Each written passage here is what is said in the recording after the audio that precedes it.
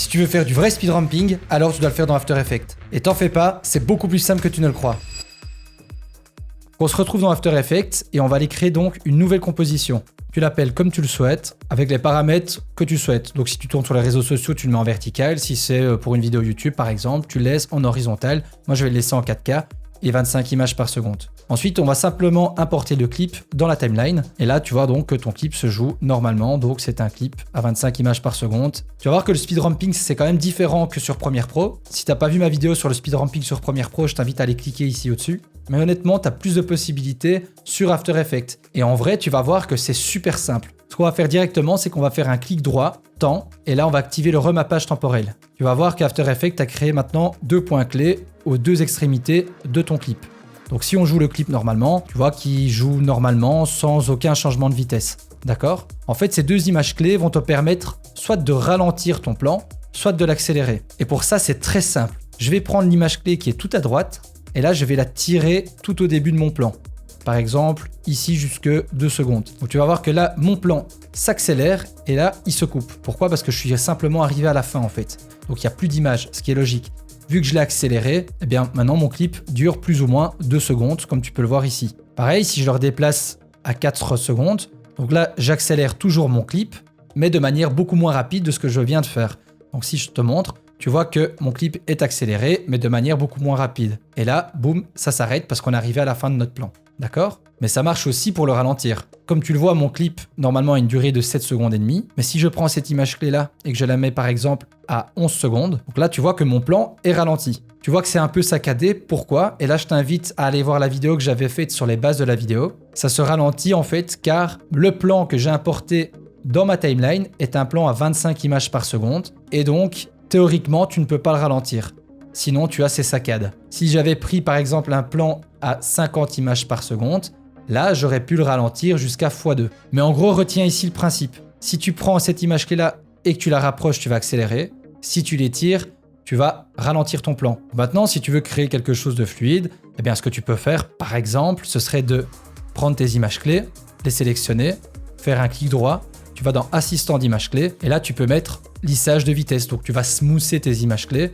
Ça veut dire que là, si on regarde à nouveau le speed ramping, tu vois que l'effet de speed ramping, donc de vitesse, est beaucoup plus smoothé. Et tu vois qu'à la fin, ça s'arrête de manière beaucoup plus smooth. C'est moins brut. Mais ce que tu peux faire aussi dans After Effects, comme sur Premiere Pro, tu peux inverser la vitesse. Pour ça, tu vas simplement faire un clic droit, tu vas de nouveau dans Temps, et là, tu cliques sur Inverser le calque. Et là, simplement, en fait, ton calque, donc c'est-à-dire ton plan, va se jouer en arrière. D'accord ? Et là, même principe, tu peux aussi faire du speed ramping sur un plan qui a été inversé. Donc du coup, si tu veux faire ça, tu vas faire un clic droit. Là, tu vas précomposer ton plan, transfère toujours tous les attributs dans une nouvelle composition. Et là, pareil, tu vas faire un clic droit, temps, et tu actives le remappage temporel.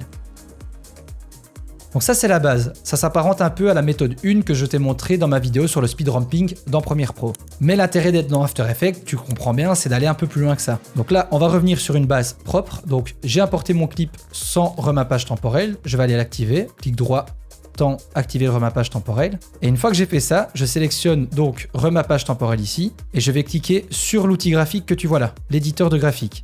Je clique dessus. Ensuite, tu vas t'assurer que tu es bien dans un graphique de vitesse. Pour ça, tu fais un clic droit et tu cliques sur modifier le graphique de vitesse. Donc là, c'est déjà mon cas. Et ici, tu vois que ce graphique est apparu. Alors, qu'est-ce que ça veut dire concrètement ? En fait, ce que tu vois là, le point que tu as ici et le point que tu as ici, ça équivaut en fait à tes 2 images clés.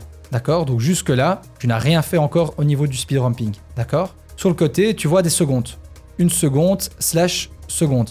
0,8, etc., etc. En gros, retiens que lorsque tu es à 1 seconde égale 1 seconde, ben forcément, ton clip est joué normalement. Il n'y a pas de speed ramping. Si 1 seconde égale 1 seconde, ben ton clip est simplement joué à vitesse réelle. Si tu descends en dessous de ce seuil de 1 seconde, en fait, tu vas ralentir ton clip jusqu'à arriver à 0. Et à 0 secondes par seconde, ça veut dire que ton clip ne bouge pas. Et forcément, plus tu vas augmenter et tu vas aller plus haut, donc vers le haut ici, eh bien, au plus, tu vas augmenter ta vitesse. Je vais recliquer sur l'éditeur de graphique. Je vais sélectionner mes points. Je vais faire un clic droit, assistant d'image clé. Et là, je clique sur lissage de vitesse, par exemple. Là, je vais à nouveau cliquer sur l'éditeur de graphique. Tu vois maintenant qu'une parabole a été créée. Pourquoi ? Parce que, comme je te l'ai montré un peu plus tôt, on a lissé les images clés. Ça veut dire que ton animation est beaucoup plus smooth. Donc, tu vois que là, ça va augmenter pour rediminuer. D'accord? Maintenant, donc ce que tu peux faire, et c'est là tout l'intérêt d'After Effects, c'est de jouer avec cet éditeur de graphiques. Et tu vois, ce qu'on peut déjà voir ici, tu vois qu'ici ce point-là est à 0. Donc si je clique, tu vois qu'au début, le plan ne bouge pas. Il va jouer, augmenter, et puis il va rediminuer pour retomber à 0. Et donc ne plus avoir d'image et de ne plus bouger. Et donc maintenant, ce qui est intéressant, c'est qu'on peut jouer directement avec ces points ici. Et par exemple, commencer à faire un graphique de vitesse qui nous plaît. Donc là, par exemple, je peux faire une courbe comme ceci. Et je peux, par exemple aussi, prendre le point qui est là.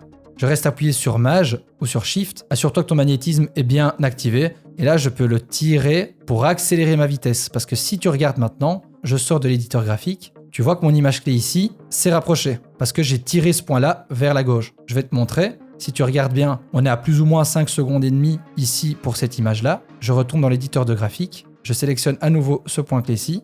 Je reste appuyé sur Maj ou sur Shift. Je vais encore tirer pour arriver plus ou moins à 4 secondes. Donc si je retourne ici, eh bien tu vois que mon image clé s'est mise à 4 secondes. Mais avec l'éditeur de graphique, tu peux vraiment jouer sur la courbe que tu souhaites. Donc par exemple, je veux bouger uniquement que cette courbe-ci.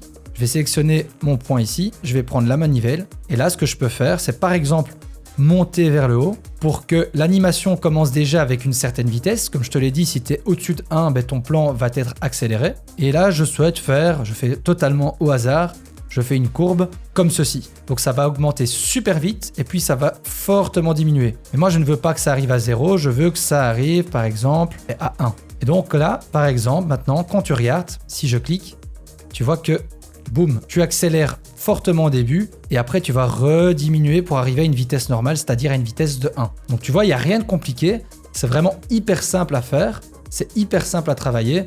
Tu fais vraiment en fait ce que tu souhaites. Donc ce que tu peux faire aussi, et ça c'est vraiment top, c'est que tu peux mettre du coup beaucoup plus d'images clés. Je remets mon image clé à 3 secondes, donc mon clip va durer 3 secondes. Imaginons que maintenant je prends ma première image clé, je vais faire un copier, je vais mettre ici à 5 secondes par exemple, et faire un coller. Qu'est-ce que je viens de faire en fait? Je viens de faire un effet boomerang. C'est-à-dire que vu que cette image clé-ci c'est le début de mon clip, et que cette image clé-ci c'est la fin de mon clip, vu que j'ai copié la première image clé, donc l'image de début, c'est-à-dire qu'une fois arrivé à la fin, eh bien ça va repartir vers le début. Et donc c'est comme si j'avais inversé cette partie-ci du clip. Donc là je vais te montrer ce que ça donne. Donc là j'avance, hop, et hop, je recule. D'accord? Donc là tu viens de faire un effet boomerang. Et maintenant, si on retourne dans l'éditeur de graphique, eh bien tu vois que tu peux animer ton effet boomerang comme tu le souhaites. Et donc, comme tout à l'heure je t'avais expliqué que 0, l'image ne bouge plus, à partir de 1 seconde c'est vitesse normale. Tu vois qu'ici, la partie qui va en arrière est en dessous de 0. Donc, ça veut dire simplement que si tu mets ta courbe en dessous de 0, tu vas faire reculer ton clip, tu vas l'inverser en fait. Et là, pareil que tout à l'heure, tu peux sélectionner toutes tes images clés et commencer à jouer sur les courbes. Donc, en les sélectionnant, tu joues sur toutes les courbes. Ou bien, si tu en sélectionnes une par une, tu peux jouer sur chaque courbe de manière indépendante. Et donc, si tu regardes depuis le début, tu vois qu'on augmente progressivement, on accélère, on ralentit de nouveau. On réaccélère dans l'autre sens et on ralentit de nouveau. Et là, tu peux vraiment t'amuser à faire pas mal de choses. Donc, je vais reprendre la deuxième image clé. Je vais la copier ici, par exemple. Et donc là, en fait, j'avance, je recule et je réavance. Pareil, éditeur de graphique. Et tu vois que toutes tes courbes sont présentes. Et maintenant qu'on a fait des changements de vitesse, qui dit vitesse dit motion blur, donc flou de mouvement. Et si tu avais vu ma vidéo sur Premiere Pro, tu vois que Premiere Pro, il était là le problème, c'est que le flou de mouvement, on pouvait le faire, mais il fallait un petit peu bidouiller. Et voilà, c'était pas, entre guillemets, nativement dans Premiere Pro. Alors dans After Effects, ce qui est bien, c'est que tu as un effet qui est compris dans le logiciel, donc pas besoin de plugin. Mais vu qu'il est quand même assez gourmand, je te conseille de le faire vraiment à la fin. Une fois que tu as terminé ta vidéo, ton speed ramping, tu le fais à la fin. Parce que si tu travailles avec du flou de mouvement, tu vas quand même ramer. Une fois que tu as terminé ton speed ramping, tu vas faire un clic droit ici, nouveau.